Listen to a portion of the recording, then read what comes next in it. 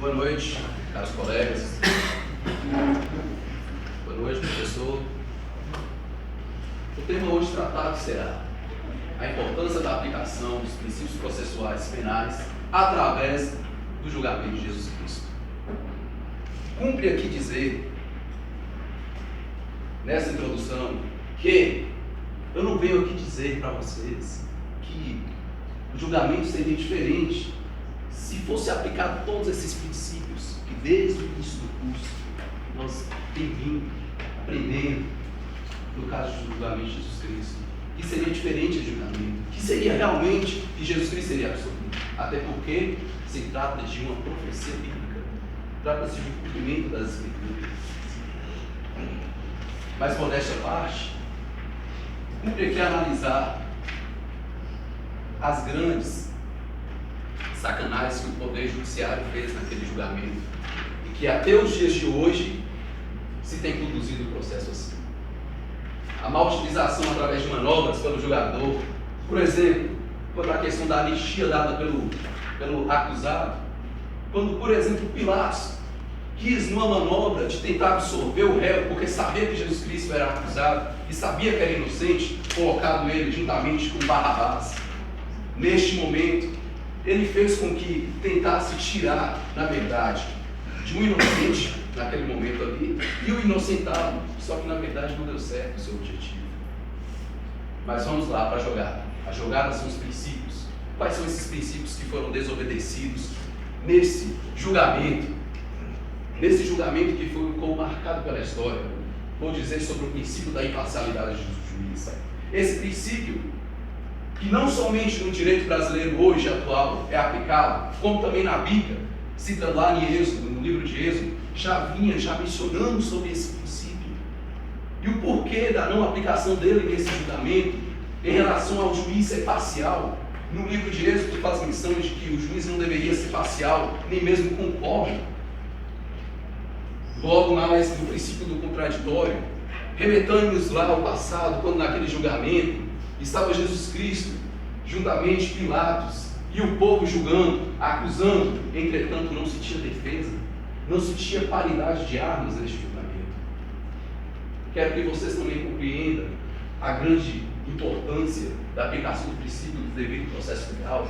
Esse princípio que também está estampado na Bíblia, lá no livro de Atos, que diz sobre esse princípio de que o réu deve-se ter um processo formal antes de ser condenado.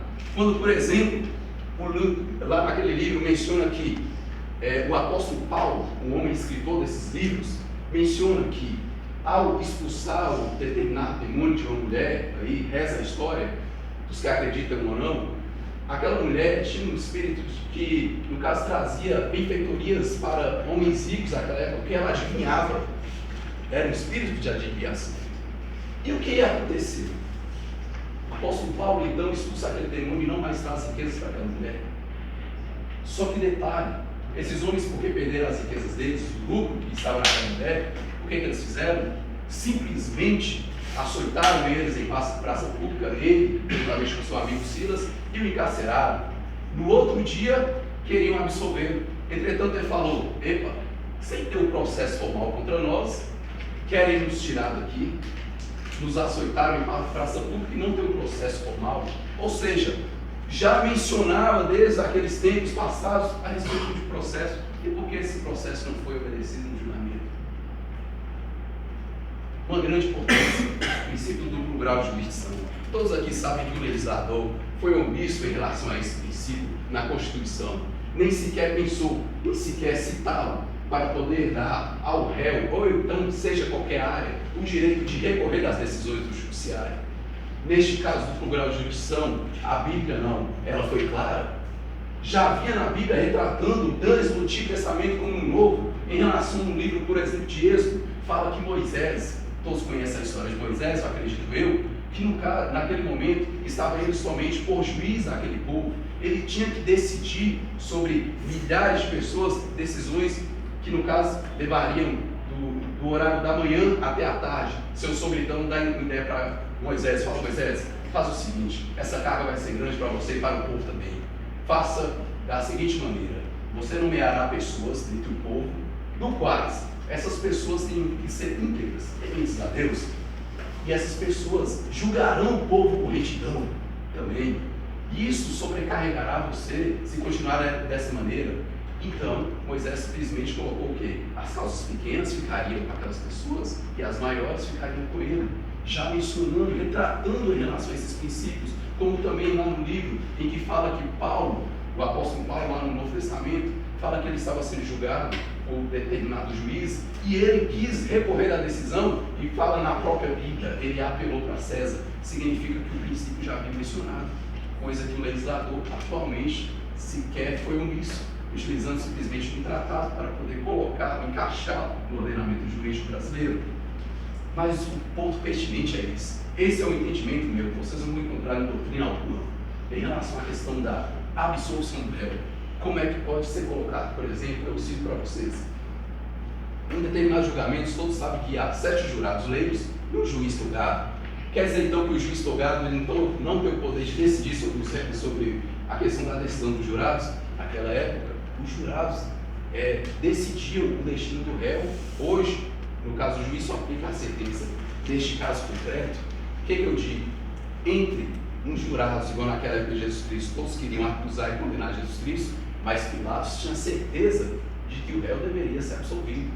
Aí o que ele fez? Simplesmente lavou as mãos. Ou seja, ele não sequer quis atribuir uma decisão jurisdicional para aquele caso concreto. O que eu entendo com isso? O princípio do indúbio pro réu, a aplicação desse princípio. Atualmente, nos dias de hoje, o juiz tem que ficar preso à decisão dos jurados. Por que isso, então? Por que não aplica o princípio do livre convencimento motivado do juiz? Se deve beneficiar o réu em relação à questão de acusações, em relação à questão de certeza de condenação, mas o julgador sabe que deve ser absolvido, porque a lei menciona isso, mas os jurados leigos não conhecem. Entrando então no objetivo geral, você vai analisar o julgamento de Jesus Cristo com base na aplicação dos princípios processuais penais. Nisso, então, vou para os objetivos específicos. Neste trabalho, quero mencionar sobre os pontos negativos decorrentes da não aplicação desses princípios. Quero fazer um paralelo entre os princípios jurídicos brasileiros e os princípios jurídicos da Bíblia, que também eles fazem uma convergência entre si. Também verificar possíveis consequências que podem haver quando não cumprir esses princípios. Levando então em conta a justificativa, esse projeto visa, na verdade, elencar a importância que tem da aplicação desses princípios, quais as consequências advindas da não aplicação deles e o porquê não aplicá-los no âmbito do direito, muitas das vezes em casos concretos. Sendo a metodologia proposta, como o Lakatos menciona, será um método histórico, ou seja, irá utilizar de aspectos do passado e remetê-los para o presente e trazer as suas influências para os dias de hoje. Quais são essas influências que trazem para o direito brasileiro?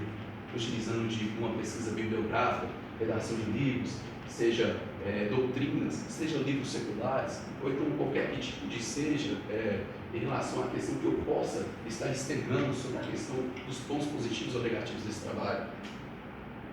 E as referências à Bíblia Sagrada, à Constituição, os fundamentos de metodologia por Lakatos e Ribeiro.